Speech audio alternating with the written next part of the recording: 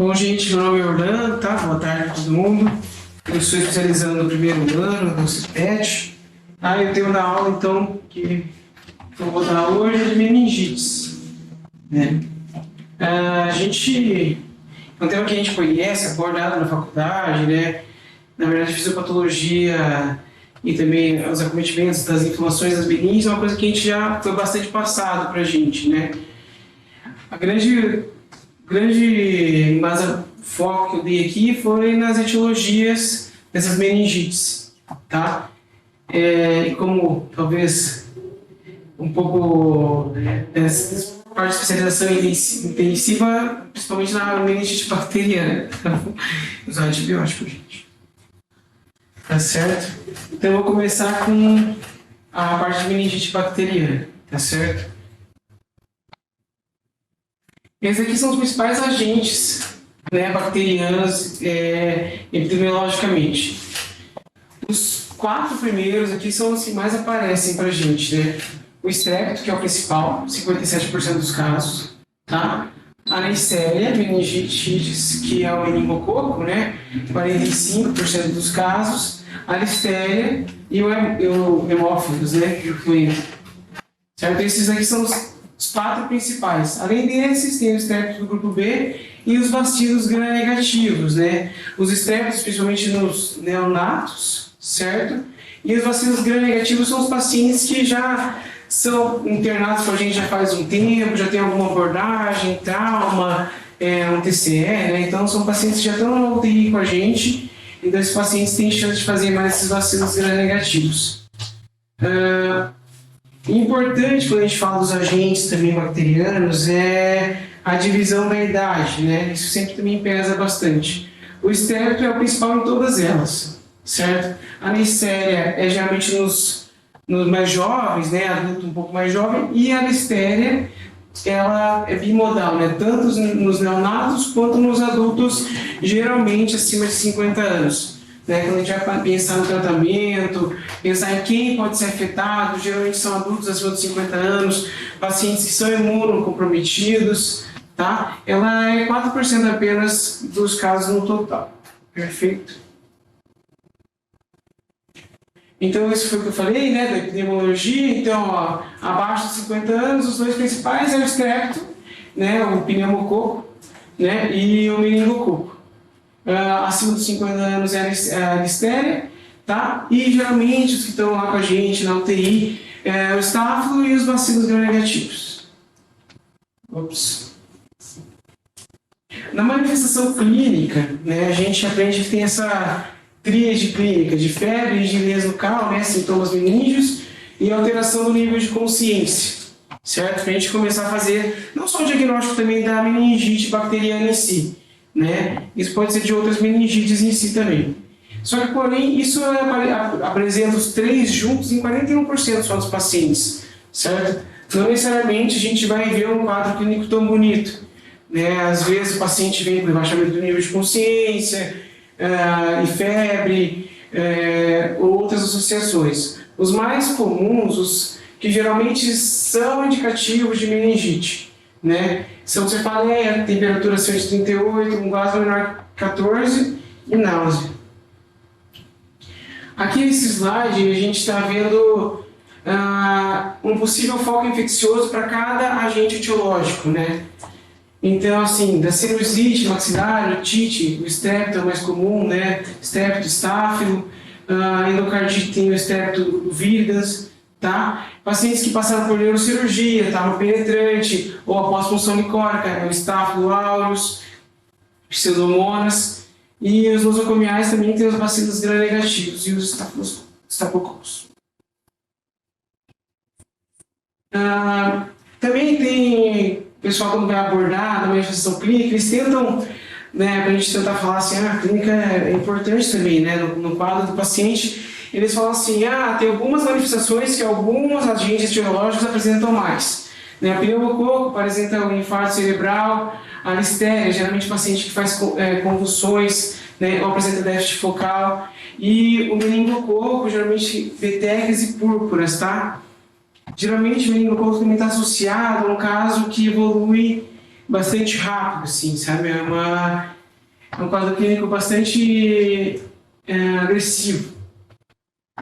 Na avaliação laboratorial desses pacientes é sempre importante, né? Além do líquido, que talvez seja a primeira coisa que a gente pense, pedir um hemograma, né? Solicitar culturas, hemoculturas também é importante, claro, né? Pensar sempre no foco possível, e também o líquido cefalorraquidiano, certo? Além dessa avaliação laboratorial, existe também o exame de imagem, que é também importante para a gente fazer alguns diferenciais diagnósticos, tá? Então, assim, geralmente os casos... Porque ele fala disso, né? Nem sempre o líquido cefalorraquidiano vai conseguir delimitar para você assim, olha, é tal agente ou realmente está muito suspeito de uma infecção bacteriana. Então, às vezes, uma cultura e junto com leucocitose, né? Isso vai ajudar a gente a fechar o nosso quadro clínico, o nosso caso. Aí, os artigos também traziam isso, né? Principalmente o UpToDate falava sobre cuidados antes da punção lombar. Porque assim, não é todo paciente que chega com quadro suspeito de meningite que a gente vai funcionar a lombar dele direto, assim. Grande parte dos pacientes, sim. 40% dos pacientes, só que a gente precisa ter essa precaução. E esses são os pacientes que a gente precisa ter precaução antes de funcionar, né? O paciente que a gente sabe também que ele é imunocomprometido, tem uma doença do sistema nervoso central, né? Já está fazendo novos episódios de convulsão, tem papiledema ou tem déficit focal. Esse paciente sempre tem que antes passar por uma tomografia, tá? Antes da punção licórica. Então aqui, a análise do líquido cefalorraquidiano, né, que é sugestivo de uma infecção bacteriana, de uma meningite bacteriana. Né? Então, geralmente a glicose dele vai ser abaixo de 40, proteína acima de 200, uma leucocitose acima de 1000. Tá? Só que isso também não é uma coisa que é fidedigna para todos os casos. Né? Tanto que, por exemplo, o paciente que tem uma hiperglicemia, ele vai ter também aumento da glicose no líquor dele, né? Então, além dessa glicose menor que 40, ela tem que ser geralmente 1/3, para a gente fechar o diagnóstico de bacteriana, né? Tem que ter 1/3 da sérica, tá? E aí, caso tenha acidente de punção, uma regra que o artigo passa também é que a cada 500 hemácias a gente diminua o leucócito. Beleza. Aqui, como eu falei, né, não é só aquele delimitado valor de glicose, de proteína, de celularidade que vai indicar a infecção bacteriana ou viral. Tanto que aqui, ó, esse gráfico, esse quadro, ele mostra isso, né? Que tanto a glicose pode sugerir uma meningite bacteriana, mas menos comum também pode sugerir uma meningite fúngica, uma meningite tuberculosa. Eu coloquei isso mais para a gente ter uma noção, né? Porque tem vários pacientes, eu até estava discutindo isso com a infecto lá do hospital, tem vários pacientes que não chegam com aquele líquido que a gente vai suspeitar de cara, assim, esse líquido é o líquido de um paciente que está com a meningite bacteriana. Às vezes ele é menos sugestivo, ele é menos comum, né?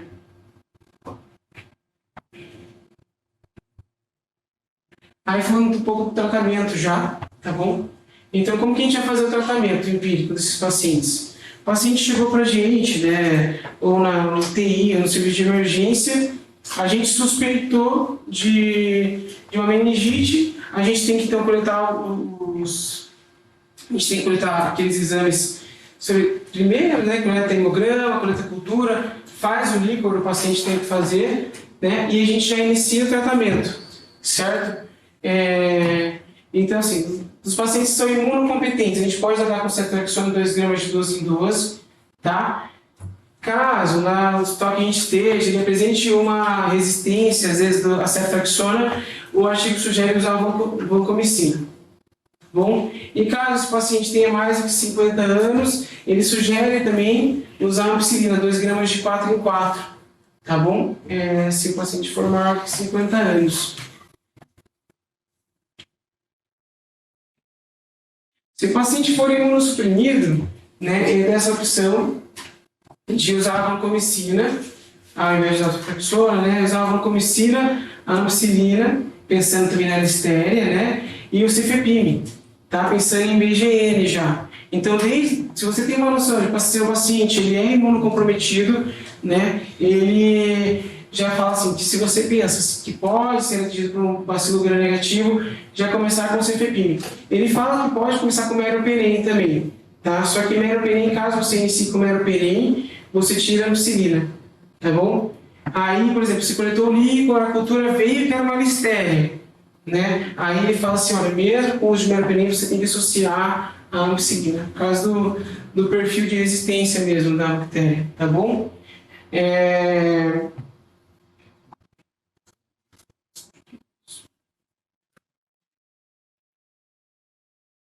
Aí aqui dos pacientes que a gente tinha comentado, né, do associado aos cuidados em saúde. É um paciente que foi para uma neurocirurgia, um trauma perfurante, um TCA grave. Esses pacientes a gente tende a iniciar com vancomicina ou isefepine, tá? Pensando mais no staff ou nos BGNs, tá certo? Ou meropenem também, devido à resistência do hospital que você está.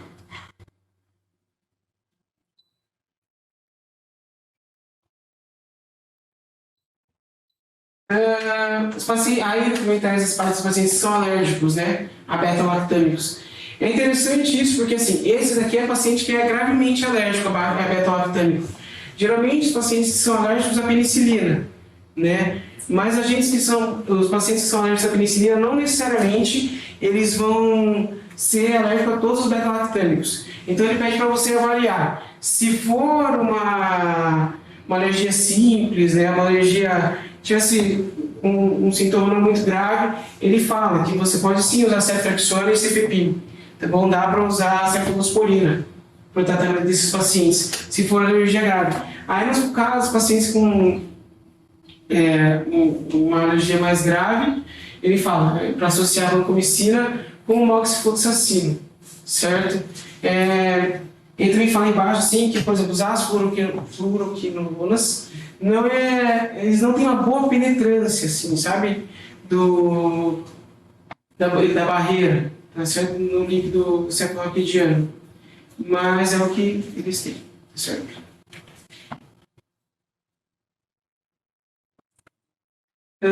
Da meningite viral, tá? Esses aqui são os principais agentes, tá?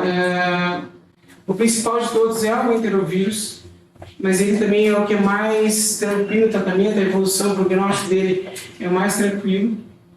Seguindo dele são os grupos da herpes, né? Herpes simples, varicela zoster e o citomegalovírus, certo? Ele também, como na bactéria, ele tenta diferenciar, né, por sintomas, quais que são esses... Qual que é o agente, o vetor da doença? E no herpes, por exemplo, ele fala que geralmente se você fizer uma ressonância, ele é mais temporal, você consegue ver a lesão dele temporal, e também ele tem geralmente perda olfato, tá certo? Isso. Aqui eu coloquei de novo, né, a avaliação laboratorial para a gente ver o nível que é mais sugestivo dos agentes virais, né? Uma proteína entre 500 e 250, deixa eu ver aqui o estado viral, uma celularidade menor do que 1000, né? Entre 100 e 1000, tá? E assim que ele vai diferenciando pelo líquido. O tratamento, tá? Na maior parte é enterovírus, né? Ele tem um tratamento de suporte. Caso seja do grupo de herpes, né? Então ele fala para a gente usar o aciclovir, geralmente para herpes simples, tá? E para varicela zoster, e o aciclovir para citomegalo, tá bom? Então é importante, por exemplo, paciente que chega para a gente, né, na emergência, na UTI, que a gente suspeita que seja uma meningite. Não dá tempo de diferenciar assim, isso é meningite bacteriana, isso é viral, não dá para a gente saber.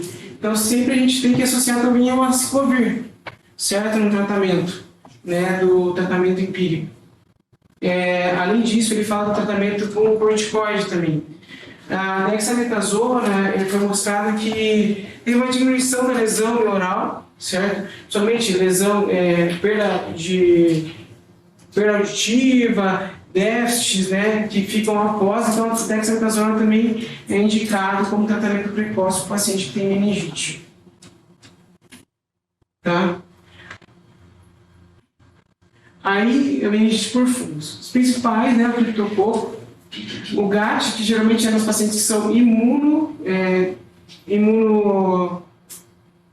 que não são imunossuprimidos, né, e o neoformans nos pacientes que são imunocomprometidos.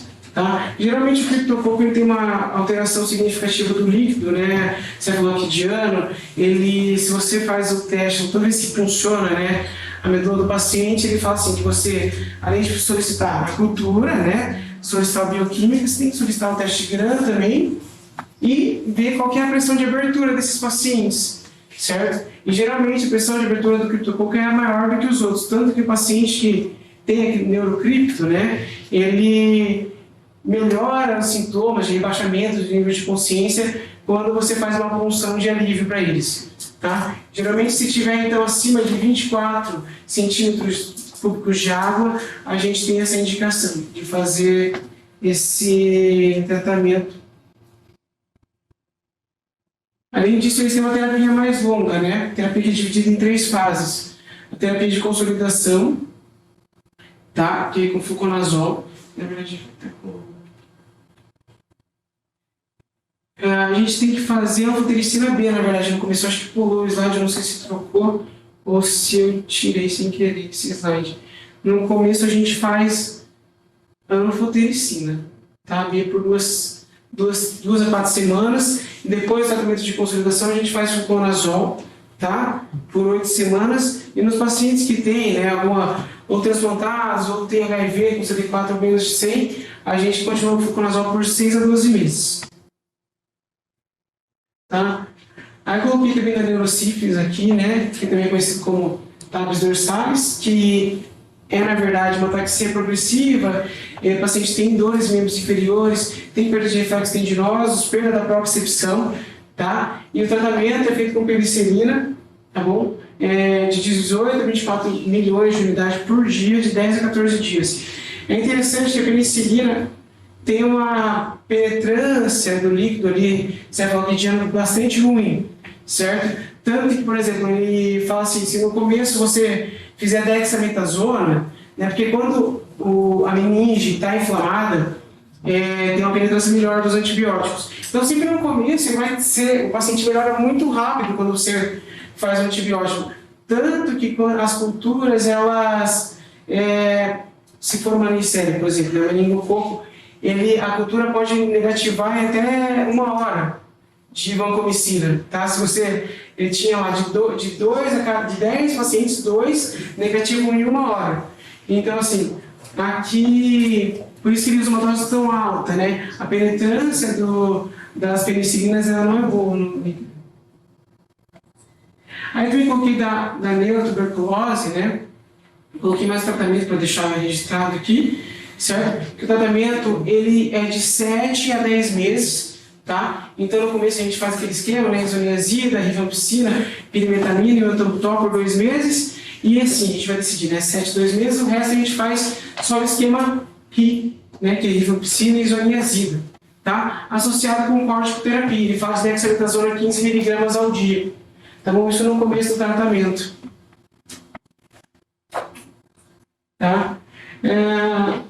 O OptiBase também fala assim, quando é que a gente deve coletar novamente o líquor, né? Porque fica sempre a dúvida, será que é necessário coletar o líquor para ver se teve uma resposta, né? Porque a gente sabe que a cultura ela negativa rápido, mas geralmente as alterações do líquido cefaloquidiano, elas demoram, né? Proteinúria, glicose, a celularidade demoram para mudar após o início do tratamento. Então, assim, se você tem um paciente sem evidência de melhora em 48 horas, tá, com o tratamento adequado, você deve coletar novo líquor, tá? Se você tem um paciente que tem um micro-organismo resistente, tá, e que você colocou o antibiótico necessário para ele, né, e em 2 a 3 dias ele não teve melhora, você pode coletar novamente o líquor cefaloquidiano dele, fazer uma nova punção licórica, ou o paciente que tem uma febre persistente por mais de 8 dias, sem outra explicação. Né? Isso é importante, isso é legal para a gente colocar, para a gente não sair funcionando todo mundo, ver se o tratamento está dando certo. Porque uma coisa interessante também da meningite é que assim, a gente pode tratar o paciente, né? Só que ele vai ter complicações muitas vezes neurológicas após o tratamento, entendeu? Então ele pode, mesmo sendo tratado adequadamente, ter um prejuízo intelectual, ter perda auditiva, apresentar convulsões, continuar com os déficits focais dele.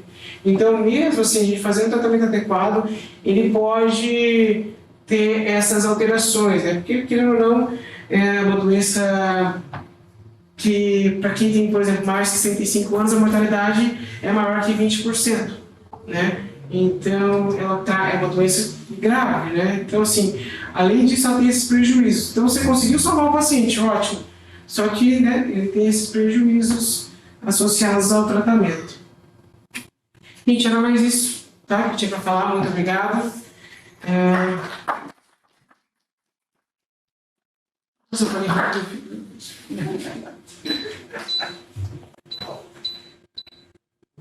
Vamos lá, estamos em discussão aí. Perguntas?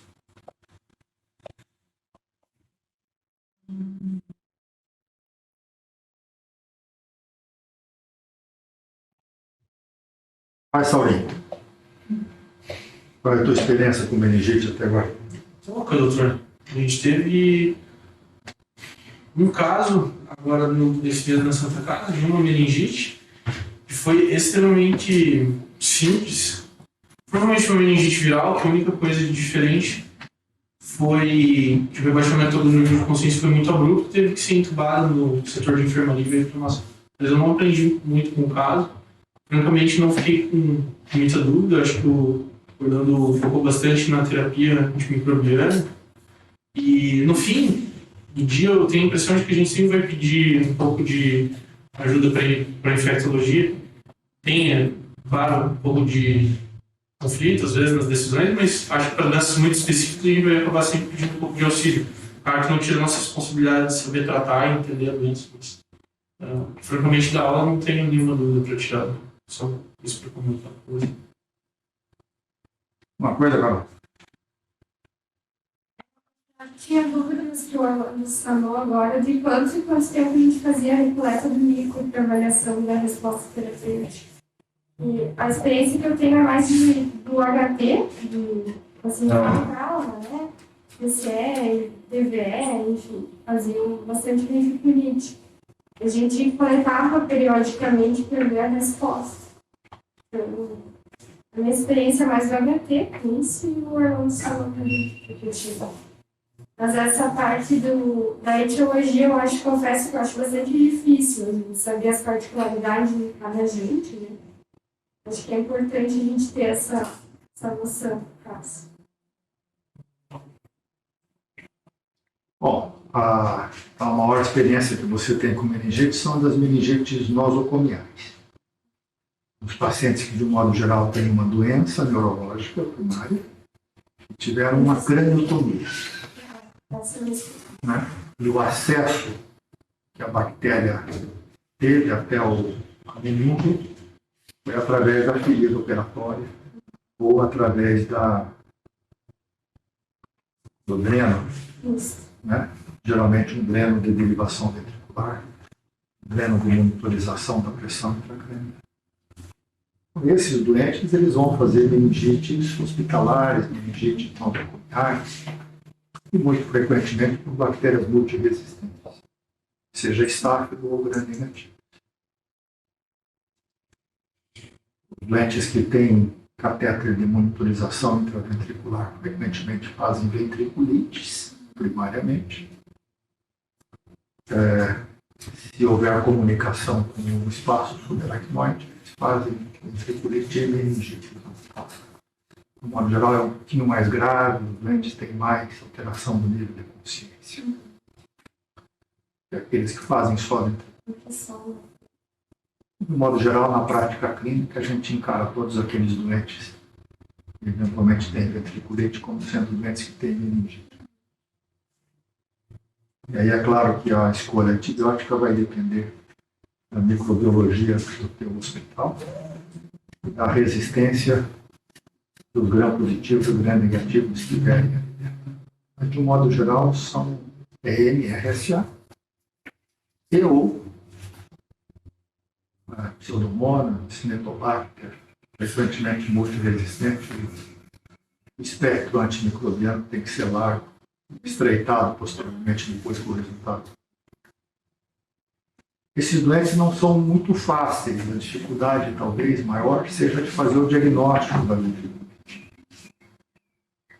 E, em geral, quando você fez uma monitorização ventricular, é muito frequente que esse doente já tivesse sangue dentro do ventrículo, já tivesse uma ventriculite química induzida pela presença do sangue. Então, o líquor frequentemente é um líquor rico em leucócitos, com predomínio de polimorfo nuclear, predomínio com diminuição de glicose e lactato alto. Só que tanto o lactato quanto a glicose baixa, quanto a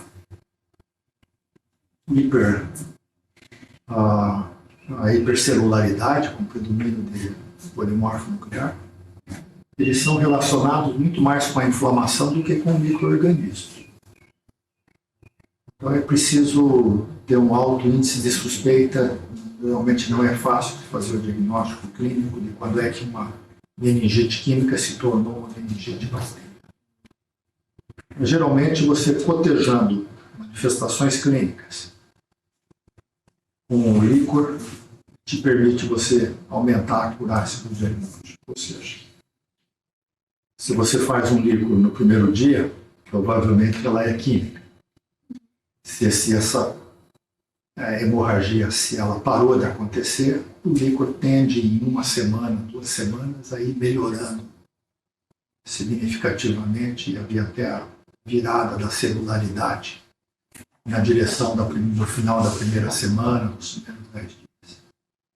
Mas se o doente teve uma piora clínica, fez uma nova febre, uma alteração do nível de consciência quando ele estiver acordado, o líquor mostra as mesmas características que tinha antes, ou pior, esse doente provavelmente fez uma ventriculite e aí ele precisa de fazer um antibiótico. Não vai esperar o resultado da cultura, obviamente.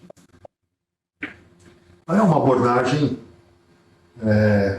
muito diferente dos doentes que vêm com meningite bacteriana, ou com suspeita de meningite aguda, de fora, também na comunidade, né?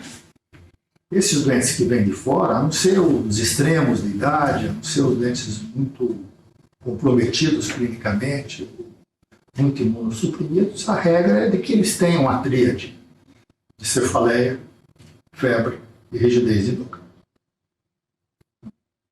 Isso é também um desafio para quem está atendendo na porta. Na presença dessa tríade, esse doente, até prova em contrário, ele tem meningite bacteriana. E de todas as infecções, aquela que é mais sensível ao início do antibiótico terapia é a meningite. Então você vai precisar de fazer o antibiótico dentro de 60 minutos, de 30, de 15, de 10, de 5 minutos. Dependendo da força da suspeita, você tem que fazer a antibiótico terapia o mais rápido possível. Aí tem alguns princípios. Primeiro, principalmente em criança, mas em adulto, meningite bacteriana muito frequentemente deixa algum tipo de sequela. Uma sequela irritativa, como eventualmente alguma crise convulsiva, mas uma sequela de um nervo craniano, do qual o mais comum é o 8º par, consequentemente hipoacusia, ou mesmo algum distúrbio decognitivo posteriormente.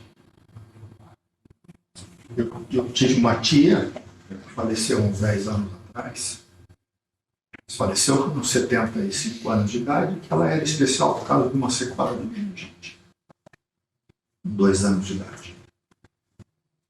Naquela época que ela teve meningite, só tinha sulfo para tratar. A gente cuidou dela até que ela falecesse, enfim.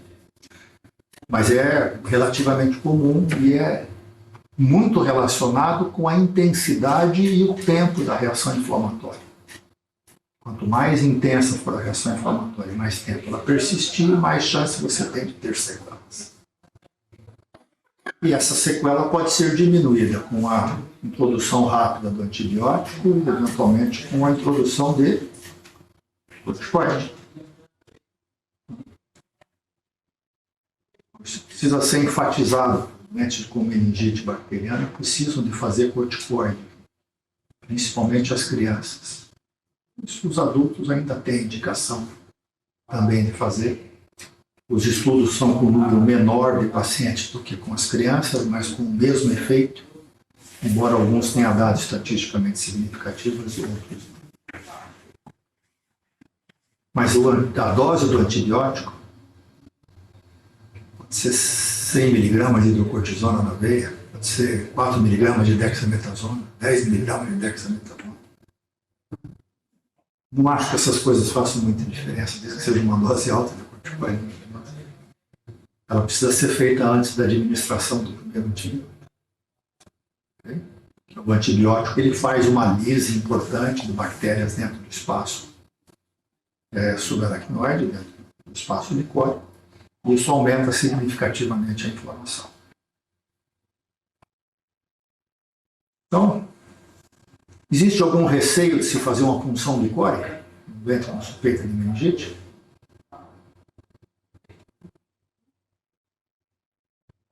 Existe, né? Você pode eventualmente desenvolver um doente que tem um aumento da pressão intracraniana. Você diminui a pressão do saco licórico espinhal. Você tem o cérebro estável, porque existe uma pressão aqui embaixo que está contrabalançando. Você diminui a pressão, você aumenta o gradiente de pressão, aumenta a chance de fazer uma herniação. Seja uma herniação transtentorial, seja uma herniação de hérnia de amígdala. É preciso tomar cuidado, ter ter um receio disso. Eu diria assim, de que é improvável que um doente com meningite faça um cone de pressão e faça uma herniação. A não ser que esse doente tenha uma lesão localizada no hemisfério cerebral com um efeito massa significativo. Geralmente são os doentes que têm abscesso intracranianos. E, de um modo geral, esses doentes têm algum sinal de localização. Se o doente tiver alteração do nível de consciência, tiver um sinal de localização, não funciona. Se tiver alterações de reflexo de tronco, não funciona. Se o doente tiver um nível de consciência que está diminuído, mas não é muito, se ele não tiver um sinal de localização, tiver reflexo de tronco íntegros, ele é improvável de herniar. Então aí é uma forma de você cotejar quanto tempo você vai levar para levar o doente para a tomografia, para garantir que ele não tem nenhuma lesão supratentorial, ou fazer uma punção. Okay? O que não pode é atrasar o início do corticoide e do antibiótico. Isso não é inaceitável. Quanto mais você atrasar a punção licórica, mais você diminui a quantidade de bactérias no líquor e mais chance você vai ter de ter um líquor que vem com cultura negativa posterior. Então, é um perde-ganha. Né? Eu diria hoje, com segurança, que na maior parte das vezes eu funcionaria, eu faria corticoide e faria a administração do antibiótico, desde que o doente não tenha um sinal de localização e tenha reflexo de tronco. Ok? Se o doente não for imunossuprimido e vocês estão cuidando de adultos, muito provavelmente ele tem uma infecção por pneumococo, eventualmente meningococo. Se ele não tiver passagem para o hospital, não tiver nenhuma imunossupressão, essas são as duas bactérias com as quais vocês lidam mais frequentemente. Por mais broncopata, asmático, tiver alguma alteração de seios paranasais, eventualmente hemófilos influenza pode ser colocado. Vocês vão estar lidando com pneumococo e meningococo. Meningococcemia é uma síndrome linda, do ponto de vista fisiopatológico e médico, assim, né? Trágico para o médico. O médico, quando faz uma meningococcemia, faz lesões de peles hemorrágicas, faz coagulopatia de consumo, coagulação intravascular disseminada, às vezes tem as pontas dos dedos que já estão enegrecidas, faz umas púrpuras bonitas. Os estudantes podem fazer hemorragia de adrenal, insuficiência adrenal aguda, petequias, né?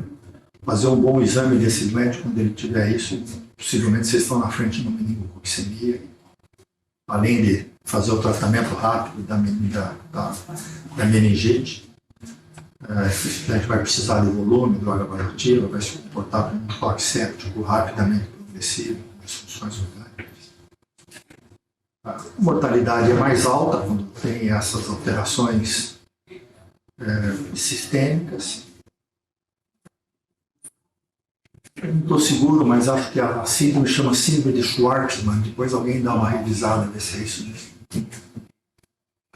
Quando o médico faz isso. Eu já vejo isso também. Nós não temos significativamente no Brasil pneumococo resistente a beta-lactâmicos. Onde tem essa resistência a beta-lactâmicos, você tem que fazer vancomicina. Mas na ausência, esses doentes devem responder a uma cefalosporina de terceira geração, um ceftriaxona da vida, ou até um meropenem.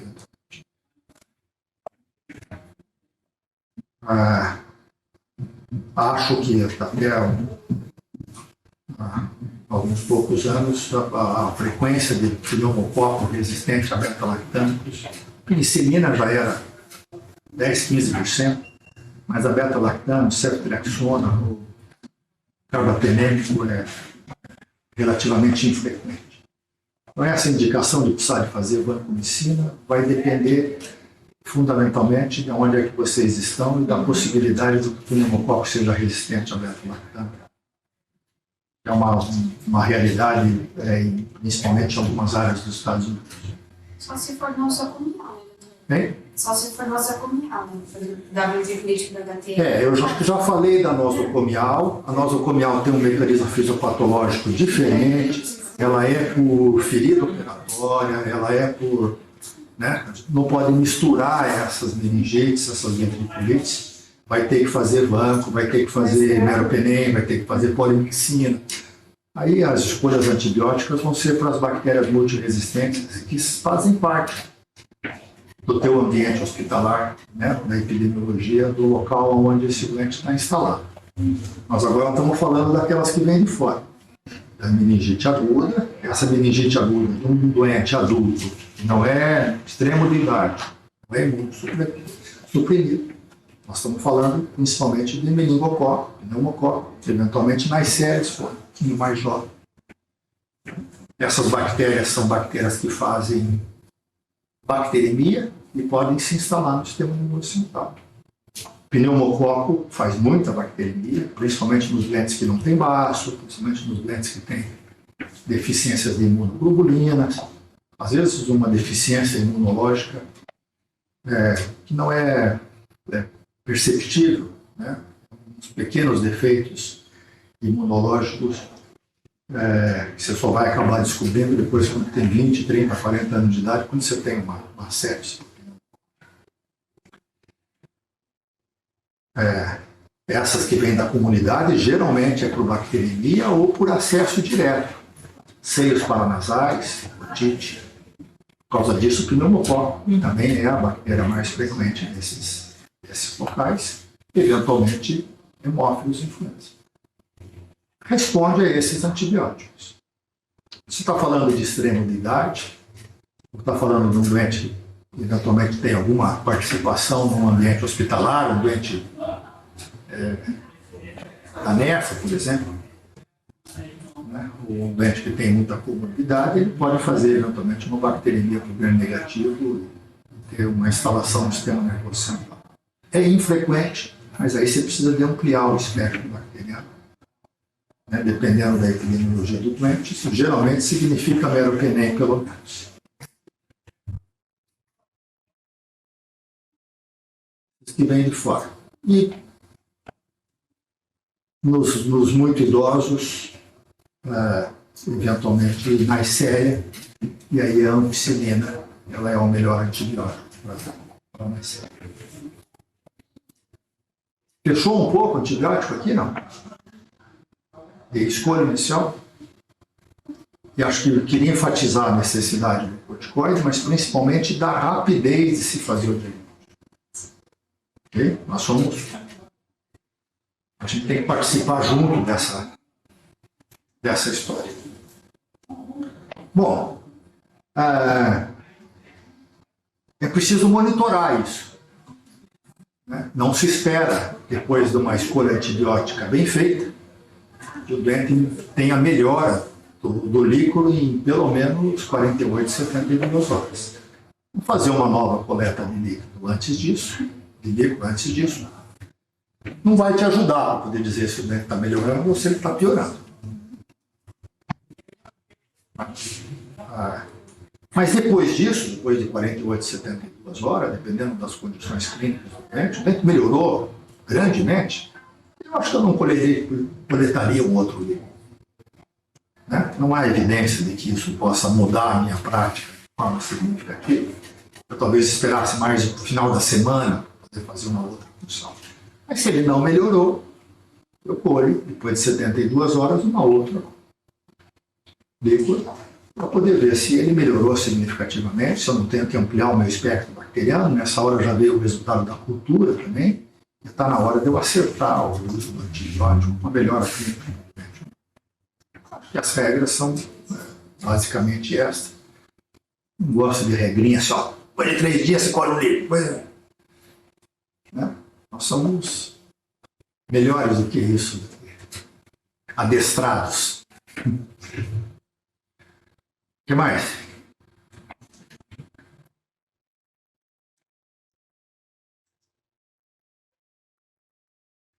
Esses doentes, às vezes, fazem algumas complicações. Né? Essas complicações de alteração cognitiva, de alterações de par craniano, são complicações que você pode verificar algumas semanas depois. Mas, principalmente na fase aguda, se o doente não estiver melhorando, tem que fazer uma tomografia. Ele pode ter feito um abscesso, principalmente nessas meningites de seios paranasais. Às vezes ele tem uma cerebrite no começo, não aparece na primeira tomografia. Né? As cerebrites nas primeiras 48 horas, elas não têm ainda um halo de formação, elas ainda não têm um amolecimento significativo. Isso pode aparecer já ao longo, o doente está sendo tratado, mas a cerebrite já estava em curso. E ela pode se organizar de uma forma melhor alguns dias depois, precisa de fazer uma tomografia. E alguns doentes podem fazer trombose de seio venoso. Então, uma ausência de melhora piora, pode ser porque tem que fazer um líquido para poder ver se não é o antibiótico que está errado. Mas se não, também a tomografia para poder ver se ele não fez alguma complicação. Principalmente uma cerebrite, um abscesso, ou eventualmente uma trombose de seio venoso. As tromboses de seio venoso costumam cursar com grandes edemas intracranianos. E aí fazer uma punção licórica na frente de um doente que teve piora clínica é praticamente proibitivo. Primeiro faz a tomografia, ele já está no hospital, já está com antibiótico, está no segundo, terceiro, quarto dia. Primeiro faz a tomografia, depois eventualmente faz uma outra punção licórica. Garante que não tem nada lá em cima, não tem apagamento do suco. Essas coisas. O que mais de meningite bacteriana?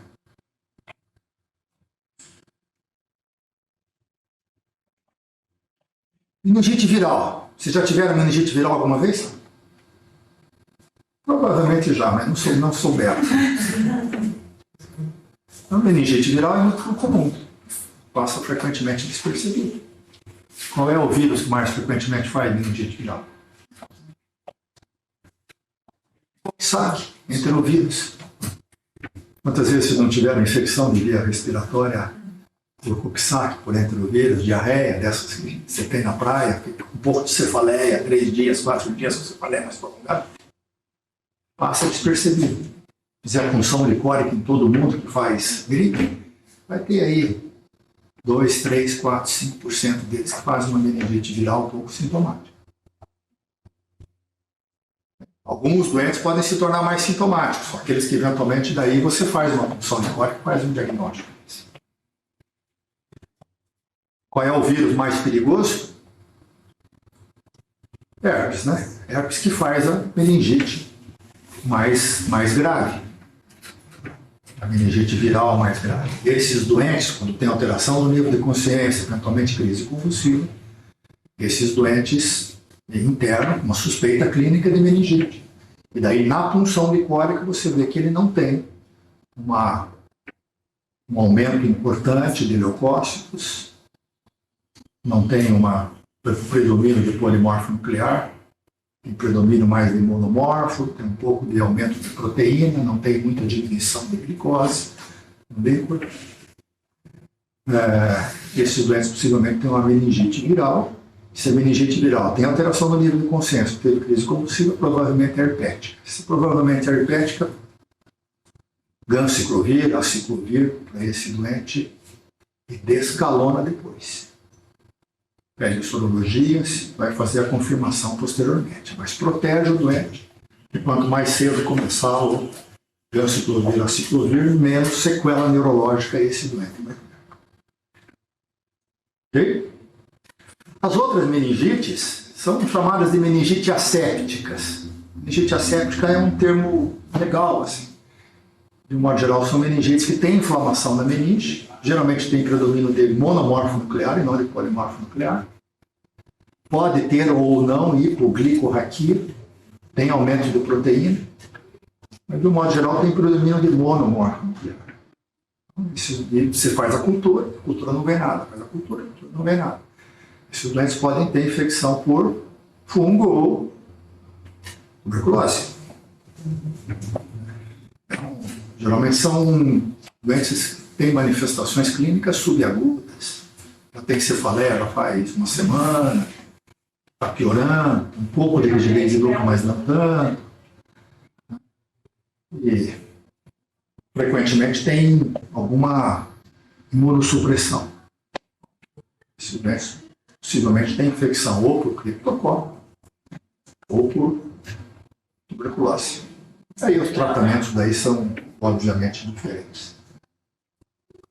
A cada um deles te dá mais tempo de você poder pensar, mas essas são as duas causas principais daquelas meningites subagudas. O que mais?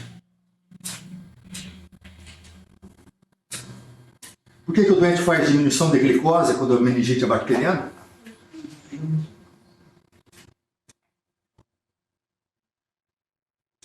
Por que, Larissa? A bactéria se reproduz e precisa consumir. Essa é uma historinha bonita de contar, né? Mas mentirosa. Essa que todo mundo conta, né? Nada disso. Quanto mais inflamada tiver a meninge, mais alteração da secreção da glicose no líquido.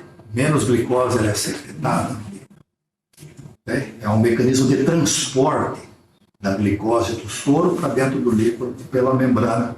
Pode fazer o que você quiser. Eu não acredito. Mas estou dando essa dica para vocês, porque a diminuição de glicose não significa infecção bacteriana.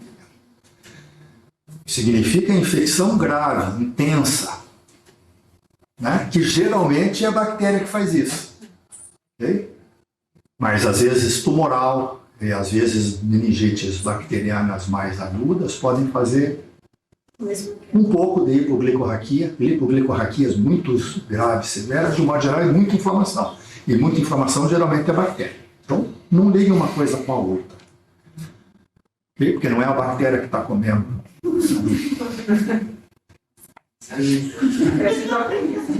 E todo mundo É pegadinha, né? Todo mundo ia nessa Eu acho que não faz. de código alimentar. Faz sentido. Né? Ele tá passado aqui, doutor, também de carga essa informação. É.